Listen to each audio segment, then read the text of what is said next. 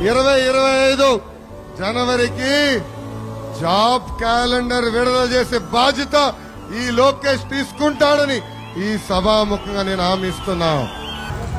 కూటమి ప్రభుత్వం అధికారంలో రానప్పుడు మేము అధికారంలో రాగానే ప్రతి యువగలం పాదయాత్రలో చెప్తా ఉన్నారు లోకేష్ గారు ఆనాడు 2,35,000 ప్రభుత్వ ఉద్యోగాలు మేము అధికారంలో రాగానే జనవరిలో జాబ్ క్యాలెండర్ పేరుతో ఉద్యోగాలు విడుదల చేస్తామన్నారు.